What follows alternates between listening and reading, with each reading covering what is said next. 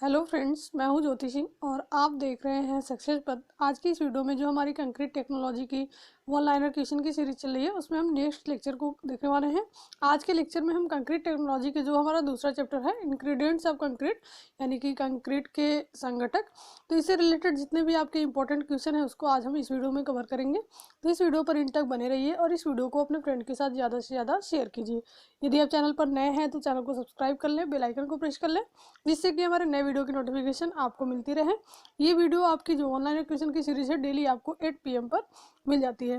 तो चलिए हम स्टार्ट करते हैं इस वीडियो को। तो आज का हमारा क्वेश्चन है, चीनी एक त्वरक की भांति कार्य करता है यदि जल में इसकी प्रतिशत मात्रा हो। यदि आपके जल में चीनी की प्रतिशत मात्रा कितनी होगी तो वो त्वरक की भांति काम करेगा, एक्सीलरेटर का काम करेगा। तो 0.20% से अधिक, 0.20% या फिर इससे अधिक अगर चीनी की मात्रा है जल में तो हमारा क्या करेगा, वो त्वरक की भांति आपका कार्य करेगा। नेक्स्ट हमारा जो क्वेश्चन है उसको हम देख लेते हैं। जल में उपस्थित अशुद्धियां प्रभावित करती हैं प्रारंभिक जमाव काल व कंक्रीट की सामर्थ्य को। जो प्रारंभिक जमाव काल इनिशियल सेटिंग टाइम होती है आपके सीमेंट के, और उसका जो कंक्रीट की सामर्थ्य होती है इसको ये प्रभावित करती है, जो जल में उपस्थित अशुद्धियां होती है, इम्प्योरिटीज होती है।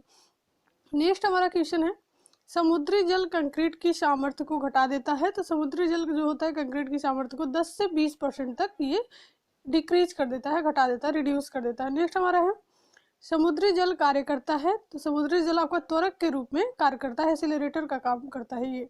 नेक्स्ट हमारा है, समुद्री जल का प्रयोग नहीं किया जा सकता है पूर्व प्रतिबलित कंक्रीट के लिए। जो प्री स्ट्रेस्ड कंक्रीट होती है उसके लिए हम समुद्री जल का प्रयोग नहीं करते। ये सभी क्वेश्चन जो आपके कॉम्पिटिटिव एग्जाम, सिविल इंजीनियरिंग से रिलेटेड कोई भी कॉम्पिटिटिव एग्जाम की तैयारी कर रहे हैं तो सभी के लिए आप मोस्ट इंपॉर्टेंट है ये सभी क्वेश्चन आपके एग्जाम में पूछे जाते हैं। तो नेक्स्ट हम देखते हैं, सामान्य जल से बने घन की सामर्थ्य कम नहीं होनी चाहिए। सामान्य जल से बने जो सामान्य जल से अगर हम घन की सामर्थ्य बनाते हैं तो सामर्थ्य कितनी कम नहीं होनी चाहिए, आसुत जल से बने कंक्रीट के घन की सामर्थ्य के 90% से। जो हमारा आसुत जल होता है, डिस्टिल्ड वाटर होता है, उससे बने कंक्रीट के घन की सामर्थ्य के 90% से कम नहीं होनी चाहिए सामान्य जल से बने घन की सामर्थ्य। नेक्स्ट हमारा जो क्वेश्चन है, एग्रीगेट, जो अभी हम इंग्रेडिएंट्स ऑफ कंक्रीट जो हमारा सेकंड चैप्टर था तो उसको हम पढ़े। यदि आप पीछे की वीडियो नहीं देखे हैं तो प्लेलिस्ट में जाके कंक्रीट टेक्नोलॉजी की वहाँ से आप देख सकते हैं। और बिल्डिंग मटेरियल की सीरीज आपकी कंप्लीट हो चुकी है, बिल्डिंग मटेरियल के सभी क्वेश्चन आपके करा दिए गए हैं सभी चैप्टर से रिलेटेड। तो उसके भी सभी वीडियो आप उस बिल्डिंग मटेरियल के ऑनलाइन क्वेश्चन की प्लेलिस्ट से जाके आप देख सकते हैं। तो जो हमारा इंग्रेडिएंट्स ऑफ कंक्रीट का जो चैप्टर है ये, इसमें जो हमारा क्या पढ़ते हैं, कंक्रीट के इंग्रेडिएंट्स के बारे में पढ़ते हैं। तो मेन आपके 3 जो इंग्रेडिएंट्स होते हैं कंक्रीट के, एक तो आपका बाइंडिंग मटेरियल, जो बाइंडिंग मटेरियल के रूप में हम यहाँ पर सीमेंट का यूज कर रहे हैं, तो सीमेंट को हम पढ़ लिए। दूसरा हमारा होता है एग्रीगेट, तो अभी हम एग्रीगेट के बारे में पूरी डिटेल पढ़ेंगे। और फिर हमारा आता है वाटर। तो चलिए हम एग्रीगेट के बारे में देख लेते हैं, एग्रीगेट से जो भी आपके इंपॉर्टेंट क्वेश्चन बनते हैं। तो मिलावा है, मिलावा क्या होता है आपका, एक निष्क्रिय पदार्थ होता है। ठीक है, निष्क्रिय का मतलब क्या होता है कि ये सीमेंट के साथ या पानी के साथ कोई इनकी रासायनिक अभिक्रिया नहीं होती है। नेक्स्ट हमारा है बालू, ग्रेवल, पिसा हुआ पत्थर इत्यादि उदाहरण है किसके, प्राकृतिक मिलाएंगे। जो इनका अलग अलग आधार पे इनका वर्गीकरण किया गया है आपके एग्रीगेट का। तो स्रोत के आधार पर, जो सोर्सेज के आधार पर इनका वर्गीकरण है वो 2 प्रकार से है, एक तो आपका नेचुरल एग्रीगेट और दूसरा आपका आर्टिफिशियल एग्रीगेट। तो जो बालू, ग्रेवल और पिसा हुआ पत्थर होता है ये आपके किसके उदाहरण है, प्राकृतिक मिलावे के, यानी कि नेचुरल एग्रीगेट की ये उदाहरण है। नेक्स्ट हमारा क्वेश्चन है, ईंट की रोड़ी, सुर्खी, राख, वायु द्वारा ठंडा स्लैग इत्यादि, ये किसके उदाहरण है, ये हमारे कृत्रिम मिलावे के उदाहरण है। तो जो आपके चट्टान होते हैं, चट्टानों से पत्थर, चट्टानों को तोड़कर पत्थर प्राप्त किए जाते हैं। तो ये जो चट्टानों से जो सभी पत्थर हमको प्राप्त होते हैं वो सभी आपके नेचुरल एग्रीगेट के अंदर आते हैं। और जो हमारा ब्रिक होता है, ब्रिक को तोड़कर या फिर जो सुर्खी, राख, वायु, इन सभी के द्वारा जो हमारे छोटे छोटे टुकड़े प्राप्त होते हैं इनके, ईंट की रोड़ी वगैरह, तो ये हमारे सभी कृत्रिम मिलावे के अंतर्गत आते हैं। तो सोर्सेज के आधार पर 2 प्रकार का इनका वर्गीकरण है, एक तो हमारा प्राकृतिक और दूसरा हमारा कृत्रिम। नेक्स्ट हम देखते हैं, कंक्रीट में मिलावे की मात्रा होती है। तो कंक्रीट जो हम बनाते हैं, ठीक है, उसमें मिलावे की मात्रा कितनी होती है, तो 75% से 85% तक आपकी मिलावे की मात्रा होती है। नेक्स्ट हमारा क्वेश्चन है, मिलावे का आकार बड़ा नहीं होना चाहिए किससे, 1/4 इंटू संरचना की सबसे छोटी माप से।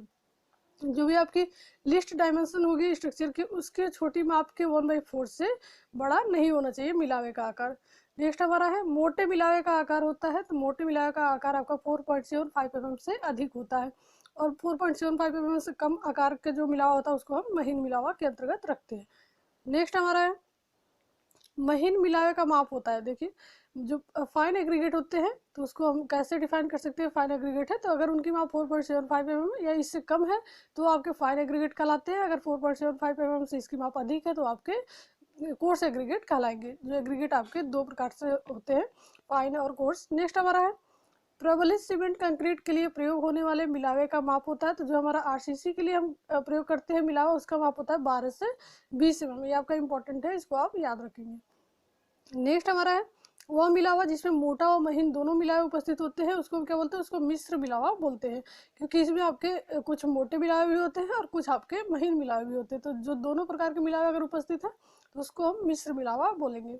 नेक्स्ट हमारा है हल्के भार वाले मिलावे के उदाहरण है। जो हल्के भार जिनका वेट आपका हल्का होता है तो उसके उदाहरण आपके हैं प्रसार मृदा, क्लिंकर, धूम भस्म इत्यादि। ये सभी आपके हल्के भार वाले मिलावे के उदाहरण है।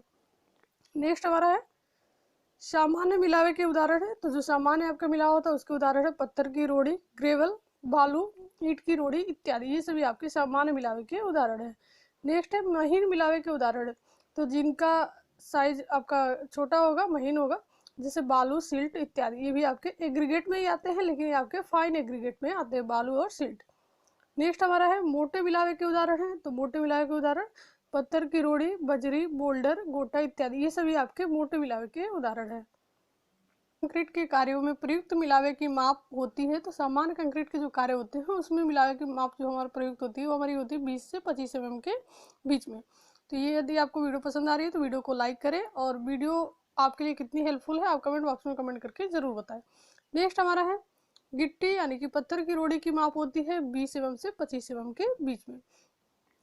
नेक्स्ट हमारा है बोल्डर की माप होती है। जो बोल्डर होते हैं वो आपके 300 mm या इससे अधिक माप के जो आपके पत्थर होंगे उसको हम बोल्डर बोलते हैं। नेक्स्ट हमारा है गोटा। कंक्रीट में गोटा की मात्रा होनी चाहिए, तो इसमें आपकी गोटा की मात्रा होनी चाहिए 20% से कम। नेक्स्ट क्वेश्चन है कंक्रीट में गोटा के प्रयोग से कंक्रीट संकुचित होता है। अगर गोटा का प्रयोग कर रहे हैं हम कंक्रीट में तो कंक्रीट आपका कम संकुचित होता है। कंक्रीट में गोटा के प्रयोग से कंक्रीट संकुचित होता है आपका कम। नेक्स्ट हम देखते हैं पथरेल मिलावे की न्यूनतम माप होती है।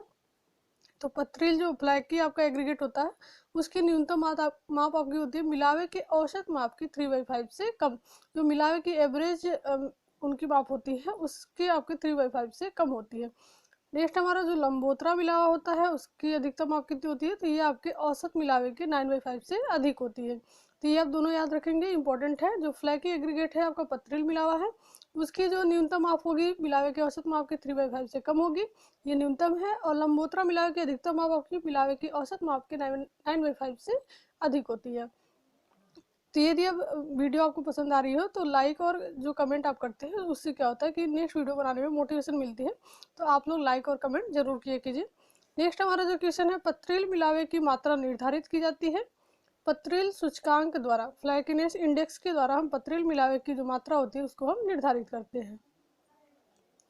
नेक्स्ट क्वेश्चन है लंबोतरा मिलावे की मात्रा निर्धारित की जाती है। तो लंबोतरा सूचकांक के द्वारा जो आपके इलोंगेशन इंडेक्स होते हैं उसके द्वारा हम इसकी मात्रा निर्धारित करते हैं। नेक्स्ट क्वेश्चन है मिलावे में पथरील तथा लंबोतरा मिलावे की मात्रा नहीं होनी चाहिए कितना, 10 से 15% से अधिक आपकी नहीं होनी चाहिए। जो भी हमारा एग्रीगेट होता है इसमें पथरील तथा लंबोतरा मिलावे की मात्रा नहीं। नेक्स्ट हमारा जो क्वेश्चन है न्यूनतम रिक्तता की मात्रा होती है। जो आपकी मिनिमम वॉइड्स होती है उनकी मात्रा आपकी कितनी होती है, तो ये हमारा गोल मिलावे में होती है। न्यूनतम रिक्तता की मात्रा किसमें होती है, गोल मिलावे में। जो हमारा राउंडेड एग्रीगेट होते हैं उसमें हमारी न्यूनतम रिक्तता की मात्रा होती है। नेक्स्ट हमारा है आंशिक गोल मिलावे का दूसरा नाम है। जो आपके आंशिक गोल मिलावे पार्शियल राउंडेड एग्रीगेट होते हैं उसका दूसरा नाम है इरेगुलर एग्रीगेट, यानी कि अनियमित मिलावा उसको हम बोलते हैं। नेक्स्ट हमारा जो क्वेश्चन है अपघर्षण परीक्षण किया जाता है। तो लॉस एंजल्स मशीन के द्वारा अपघर्षण परीक्षण हम करते हैं। नेक्स्ट क्वेश्चन है अपघर्षण परीक्षण निर्धारित करता है मिलावे का धारण प्रतिरोध और कठोरता, इनकी रेजिस्टेंस, बियरिंग रेजिस्टेंस और हार्डनेस ऑफ एग्रीगेट को ये निर्धारित करता है जो हमारा अपघर्षण परीक्षण होता है। ये हम एग्रीगेट पर करते हैं टेस्ट। नेक्स्ट हमारा है सामान्य कंक्रीट कार्यों के लिए अपघर्षण मान होना चाहिए। तो जो सामान्य कंक्रीट कार्य है उसके लिए आपका जो अपघर्षण का मान होना चाहिए 50% से कम होना चाहिए। नेक्स्ट क्वेश्चन है, धारण सतह के लिए अपघर्षण मान होना चाहिए, तो आपके जो वियरिंग सरफेस होते हैं उसके लिए अपघर्षण का मान होना चाहिए 30% से कम। नेक्स्ट क्वेश्चन हमारा है, प्रबलित कंक्रीट के लिए, जो प्रबलित कंक्रीट कार्य होता है उसके लिए मिलावे का अधिकतम माप होना चाहिए, उसके लिए मैक्सिमम जो माप हम यूज करते हैं मिलावे का वो आपका 20 mm होना चाहिए। नेक्स्ट क्वेश्चन है, भारी मिलावे से बनी कंक्रीट का भार होता है, जो भारी मिलावे होते हैं उससे कंक्रीट जो बनती है उसका भार कितना होता है, 3000 kg पर मीटर क्यूब से 5700 kg पर मीटर क्यूब, यानी कि 3000 से 5700 kg पर मीटर क्यूब तक होता है। नेक्स्ट क्वेश्चन है, सामान्य भार वाली कंक्रीट का भार होता है, तो जो सामान्य भार वाली कंक्रीट, भार के आधार पर भी हमारा कंक्रीट का वर्गीकरण हम करते हैं, क्लासिफिकेशन करते हैं। तो एक तो आपका होता है भारी भार वाले मिलावा, और दूसरा हमारा सामान्य भार वाली मिलावा, और फिर तीसरा हमारा होता है हल्के भार वाली। तो जो हमारा सामान्य भार वाली कंक्रीट का भार होता है उसका हमारा होता है 2240 kg पर मीटर क्यूब से 2400 kg पर मीटर क्यूब तक होता है। नेक्स्ट क्वेश्चन है, सादा सीमेंट कंक्रीट का भार होता है, जो आपके प्लेन सीमेंट कंक्रीट होती है उसका भार आपका 24 किलो न्यूटन पर मीटर क्यूब। ये आपका इंपॉर्टेंट क्वेश्चन है और देख सकते हैं आपके एसएससी जेईई के एग्जाम में भी ये पूछा हुआ है। तो सादा सीमेंट कंक्रीट का भार आपका 24 किलो न्यूटन पर मीटर क्यूब होता है। हड्डी शुष्क मिलावे में पानी की मात्रा होती है, तो इसमें हमारी पानी की मात्रा कितनी होती है, शून्य होती है, बिल्कुल 0 होती है। नेक्स्ट क्वेश्चन है, फर्श बनाने के लिए मिलावे की अधिकतम माप होनी चाहिए, तो अगर हम फर्श बना रहे हैं, फ्लोरिंग कर रहे हैं, तो वहां पर हम जो एग्रीगेट का यूज करेंगे उसकी साइज आपकी 10 से 12 mm होनी चाहिए फर्श के लिए। नेक्स्ट हमारा है, सामान्य कंक्रीट कार्यों के लिए संघट्ट मान, जो इम्पैक्ट वैल्यू होती है आपकी वो कितनी होनी चाहिए एग्रीगेट की, तो 45% से कम। ये इम्पैक्ट टेस्ट भी हम करते हैं एग्रीगेट पर। नेक्स्ट हमारा है, निघर्षणीय सतह के लिए जो इम्पैक्ट वैल्यू होनी चाहिए संघट्ट मान कितना होना चाहिए, तो 30% से कम होनी चाहिए बियरिंग सरफेस के लिए। नेक्स्ट क्वेश्चन है, महीन मिलावे का सूक्ष्मता मापांक, जो आपका फाइनेस मॉडुलस होता है, एफएम वैल्यू होती है, वो आपकी पूछी जाती है एग्जाम में। तो जो महीन मिलावा होता है, फाइन एग्रीगेट होता है, उसका सूक्ष्मता मापांक आपका 2 से 3.5 के बीच में होना चाहिए। मोटे मिलावे का सूक्ष्मता मापांक आपका कितना होना चाहिए, 6 से 8.5। और आपका महीन बालू का सूक्ष्मता मापांक होता है कितना, 2.2 से 2.6। मध्यम आकार के बालू का सूक्ष्मता मापांक आपका होता है 2.6 से 2.9, और मोटे बालू का सूक्ष्मता मापांक आपका होता है 2.9 से 3.2। तो जो भी फाइनेंस आपकी मॉडुलस है, ठीक है, इनकी वैल्यू हम याद रखेंगे किसके लिए कितनी होती है। नेक्स्ट हमारा जो क्वेश्चन है, संयुक्त मिलावे का सूक्ष्मता मापांक होता है, जो ऑल इन एग्रीगेट होता है, यानी कि इसमें आपके कुछ मोटे मिलावे भी होते हैं, कुछ महीन मिलावे भी होते हैं, उसको हम ऑल इन एग्रीगेट बोलते हैं। तो संयुक्त मिलावे का सूक्ष्मता मापांक आपका होता है 3.5 से 6 होता है। नेक्स्ट हमारा है, गोल मिलावे में वायु रंध्रों का प्रतिशत होता है, तो एयर वाइड्स इसमें कितना होता है गोल मिलावे में, राउंडेड एग्रीगेट में, तो इसमें आपका होता है 32 से 33%। नेक्स्ट क्वेश्चन है, आंशिक गोल मिलावे में वायु रंध्रों का प्रतिशत होता है, तो जो पार्शियल राउंडेड एग्रीगेट होता है उसमें आपका 33 से 38% वायु रंध्रों का प्रतिशत होता है।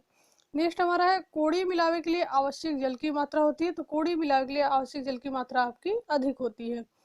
नेक्स्ट क्वेश्चन है, घनाकार मिलावे में रंध्रों की मात्रा होती है, तो घनाकार मिलावे में आपकी रंध्रों की मात्रा होती है कम। नेक्स्ट क्वेश्चन हम देख लेते हैं, दीर्घीकरण सूचकांक और फ्लैकिनेस सूचकांक नामक दो परीक्षणों के लिए संयुक्त नाम क्या है, तो इसका संयुक्त नाम आपका है आकृति परीक्षण, यानी कि शेप टेस्ट जो हम करते हैं। जो हमारा दीर्घीकरण इलोंगेशन टेस्ट होता है, इलोंगेशन इंडेक्स, और फ्लैकिनेस इंडेक्स जो हम दोनों टेस्ट करते हैं, ठीक है, तो इसके लिए हम संयुक्त नाम किसको बोल सकते हैं, शेप टेस्ट बोल सकते हैं, आकृति परीक्षण बोल सकते हैं। इसमें आपके दोनों टेस्ट आ जाएंगे, इंपॉर्टेंट पॉइंट है ये। नेक्स्ट हमारा है, चपटे मिलावे की न्यूनतम माप होती है, चपटे मिलावे की न्यूनतम माप आपकी होती है 3.5 इंटू मिलावे की औसत माप से कम। इतना जो आपका ये जो वैल्यू आती है इससे कम होनी चाहिए चपटे मिलावे की न्यूनतम माप। नेक्स्ट हमारा होता है, जो नेक्स्ट क्वेश्चन हमारा है, चपटे मिलावे की मात्रा निर्धारित की जाती है, तो किसके द्वारा, जो चपटे मिलावे की मात्रा होती है हम फ्लैकिनेस इंडेक्स के द्वारा निर्धारित करते हैं, फ्लैकी एग्रीगेट की मात्रा को। नेक्स्ट हमारा है, लंबोतरा मिलावे की अधिकतम माप होती है, तो लंबोतरा जो मिलावा आपका इलोंगेटेड एग्रीगेट होता है उसकी अधिकतम माप कितनी होती है, 9/5 इंटू मिलावे की औसत माप से अधिक होती है। लंबोतरा मिलावे की मात्रा निर्धारित की जाती है किसके द्वारा, इलोंगेशन इंडेक्स के द्वारा हम लंबोतरा मिलावे की माप निर्धारित करते हैं। नेक्स्ट हमारा है, चपटे व पथरील मिलावे की मात्रा अधिक नहीं होनी चाहिए, 10 से 15% से अधिक नहीं होनी चाहिए चपटे और पथरील मिलावे की मात्रा। नेक्स्ट क्वेश्चन है, सतही गठन मुख्यतः प्रभावित करता है, जो सरफेस टेक्सचर होता है वो किसको प्रभावित करता है, वो हमारी सुकार्यता को, वर्केबिलिटी को ये प्रभावित करता है। वर्केबिलिटी मतलब क्या होता है ये आपको पता ही होगा। तो वर्केबिलिटी आपका क्या होता है, जब कंक्रीट में सभी गुण हों, जैसे मान लीजिए कंक्रीट को मिक्स कर रहे हैं, मिला रहे हैं, कंक्रीट बना रहे हैं या फिर उनकी प्लेसिंग कर रहे हैं, ठीक है, कोई भी वर्क कर रहे हैं उसमें, तो कार्य हमारा आसानी से हो जाए। तो इस प्रकार से अगर सभी गुण उसमें होंगे कंक्रीट में, तभी हमारा जो कार्य होगा वो आसानी से हो पाएगा। तो ये जो पूरे जो इनकी क्वालिटी होती है, उस क्वालिटी को अगर एक नाम से अगर हम जानेंगे तो उसी को हम वर्केबिलिटी बोलते हैं। नेक्स्ट हमारा है चिकना व कांचित मिलावा अनुकूल नहीं होता है, किसके लिए, कंक्रीट के लिए। जो चिकना और कांचित मिलावा होता है वो हमारा कंक्रीट के लिए अनुकूल नहीं होता है। नेक्स्ट क्वेश्चन है, मिलावे का विशिष्ट गुरुत्व होता है कितना, 2.6 से 2.9 आपका होता है मिलावे का विशिष्ट गुरुत्व, स्पेसिफिक ग्रेविटी। नेक्स्ट हमारा है, यदि रंध्र युक्त मिलावे का प्रयोग किया जाता है तो टिकाऊपन व कंक्रीट की सामर्थ्य हो जाता है। यदि हम रंध्र युक्त मिलावे का प्रयोग कर रहे हैं तो टिकाऊपन और कंक्रीट की जो सामर्थ्य होती है वो आपकी कम हो जाती है। नेक्स्ट क्वेश्चन है, कंक्रीटिंग के लिए अनुकूल मिलावा होता है, तो कंक्रीटिंग के लिए हम दानेदार मिलावे का यूज, ग्रेनुलर जो एग्रीगेट होता है उसका हम यूज करते हैं, ये आपके लिए अनुकूल होता है। नेक्स्ट क्वेश्चन है, मिलावे का स्थूल घनत्व तो बढ़ाया जा सकता है मिलावे के श्रेणीकरण एवं अच्छे संगणन से मिलावे का जो स्थूल घनत्व होता है उसको हम बढ़ा सकते हैं। नेक्स्ट हमारा है, वह मिलावा जिसके सतह व रंध्र में नमी नहीं होती है, वो आपका क्या कहलाता है, हमारा हड्डी शुष्क मिलावा कहलाता है। जो बोन ड्राई एग्रीगेट हम किसको बोलते हैं, जिसके सतह में रंध्र, जिसके सतह व रंध्र में नमी नहीं होती, इसमें आपका जल की मात्रा बिल्कुल क्या होती है, 0 होती है, 0 होती है। नेक्स्ट हमारा है, वह मिलावा जिसके रंध्रों में नमी होती है लेकिन सतह पर नहीं होती है, उसको हम क्या बोलते हैं, तो उसको वायु शुष्क मिलावा बोलते हैं। रंध्रों में तो इनके जो वाइट्स होते हैं, खाली जगह होते हैं, उसमें तो नमी होती है लेकिन इनकी सतह पर नमी नहीं होती है, तो उसको हम वायु शुष्क मिलावा बोलते हैं। नेक्स्ट हमारा है, वह मिलावा जिसको रंध्रपूर्ण नमी युक्त परंतु सतह शुष्क होता है कहलाता है संतृप्त परंतु सतह शुष्क मिलावा। उसको हम संतृप्त बोल सकते हैं, लेकिन जो सतह के अगर आधार पर हम इसको बताएंगे तो सतह शुष्क मिलावा उसको हम बोलेंगे। नेक्स्ट हमारा है, वह मिलावा जिसकी सतह व रंध्र पूर्ण नमी युक्त होते हैं, वह क्या कहलाता है, उसको हम भीगा मिलावा या फिर गीला मिलावा बोलते हैं। यानी कि वह मिलावा जिसकी सतह व रंध्र जो आपके खाली स्थान है और जो उसकी सरफेस है ये पूरी तरीके से नमी युक्त है, तो उसको हम भीगा मिलावा या फिर गीला मिलावा बोल सकते हैं।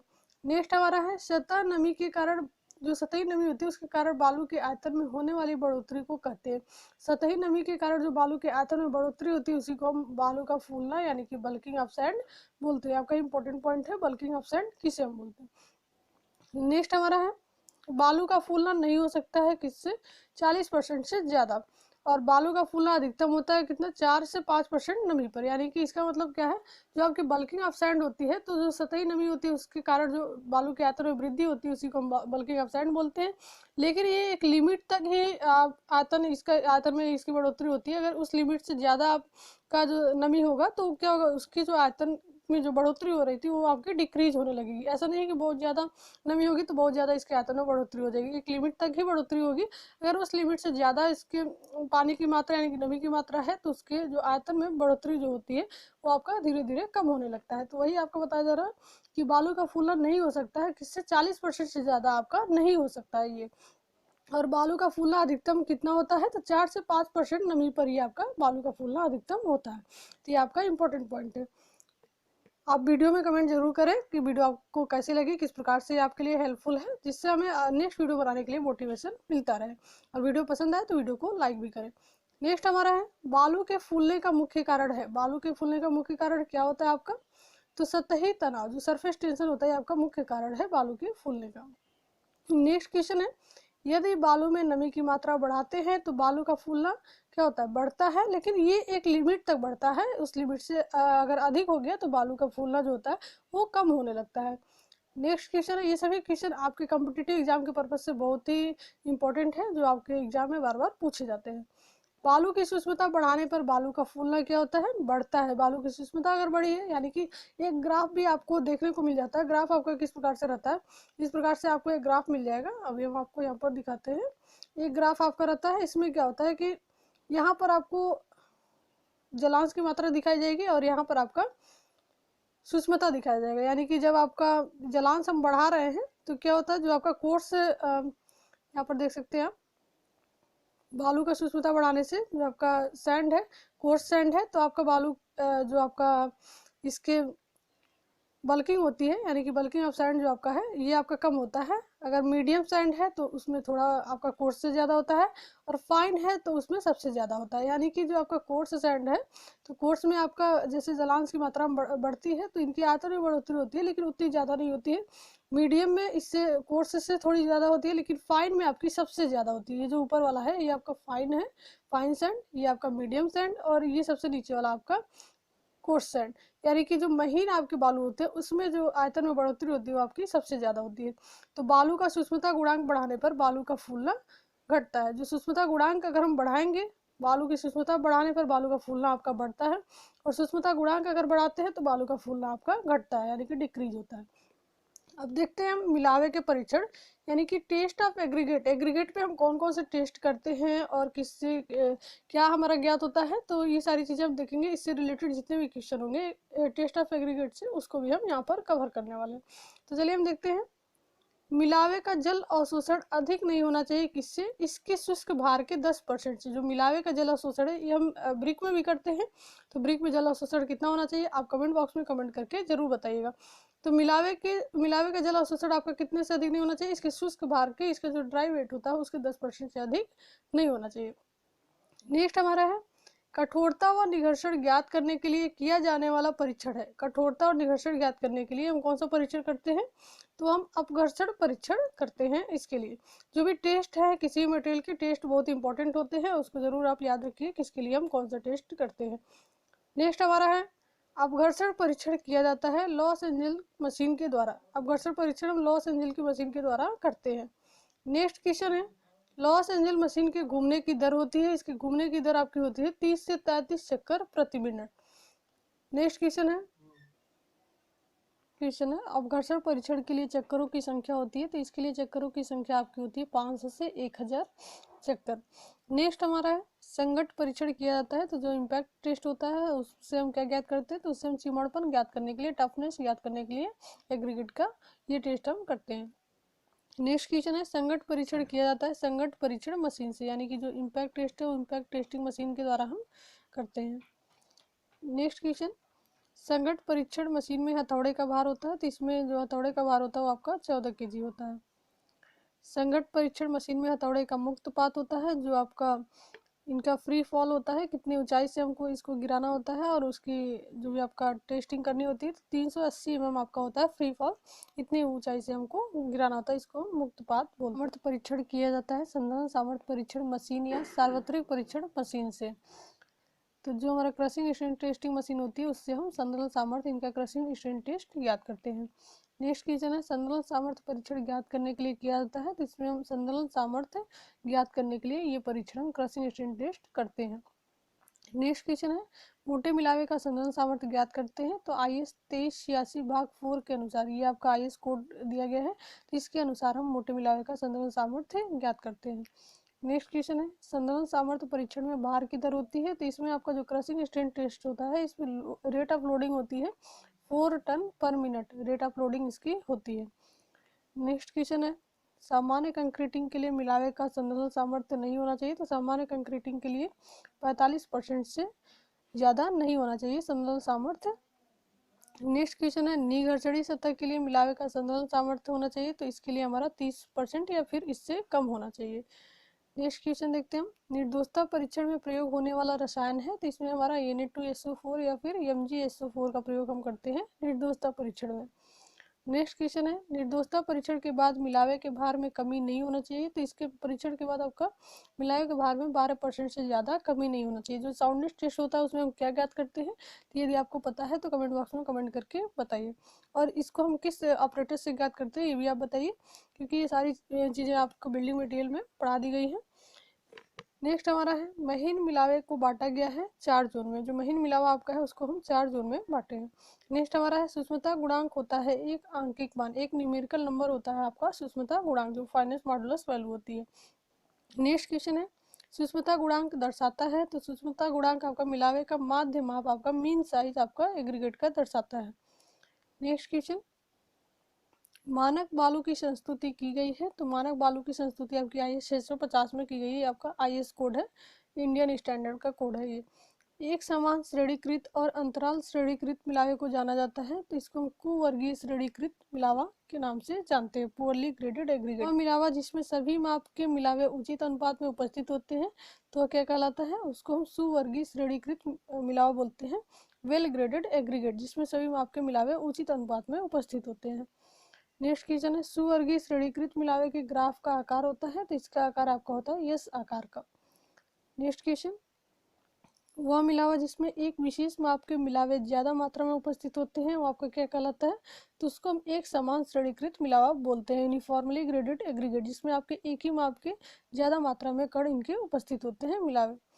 नेक्स्ट हमारा है, एक समान श्रेणीकृत मिलावे के ग्राफ का आकार होता है, तो इसका ऊर्ध्वाधर रेखा होता है, एक समान श्रेणीकृत मिलावा होता है उसका ग्राफ।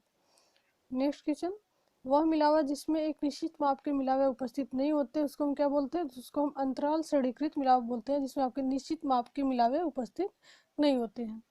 नेक्स्ट हमारा है, अंतराल श्रेणीकृत मिलावे के ग्राफ का आकार होता है, इसका आकार आपका क्षैतिज रेखा होता है।